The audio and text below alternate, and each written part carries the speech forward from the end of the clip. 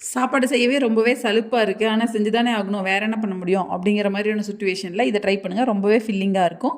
ஒரு பேன்ல oil add பண்ணிக்கோங்க. கொஞ்சமா தான். அதுக்கப்புறம் கொஞ்சம் பச்சை மிளகாய், கொஞ்சம் கருவேப்பிலை ஆட் பண்ணிட்டு, ஒரு பெரிய வெங்காயத்த கட் பண்ணி ஆட் பண்ணிக்கோங்க. இதனால ஒரு 50% வந்ததும், அதாவது கண்ணாடி பதம் வந்ததுக்கப்புறம் இதில ஒரு தக்காளி கட் பண்ணி ஆட் பண்ணிக்கோங்க. உங்களுக்கு தக்காளி பிடிக்கணும், இன்னும் கொஞ்சம் கூட சேர்த்து ஆட் பண்ணிக்கலாம். ஸோ இது நல்லா மிக்ஸ் பண்ணிவிட்டு, இது ஒரு 50 to 70% குக் ஆனதுக்கப்புறம் நல்லா கை ஃபுல்லா நிறைய கோஸை வந்து சின்ன சின்னதா கட் பண்ணி அதுவும் இதோட ஆட் பண்ணிக்கோங்க. இதை ஆட் பண்ணிவிட்டு நல்லா மிக்ஸ் பண்ணுங்க. இது ஒரு பாதி வேகட்டும். வெந்ததுக்கப்புறம் இதில் வந்து லைட்டாக உப்பு சேர்த்துக்கோங்க.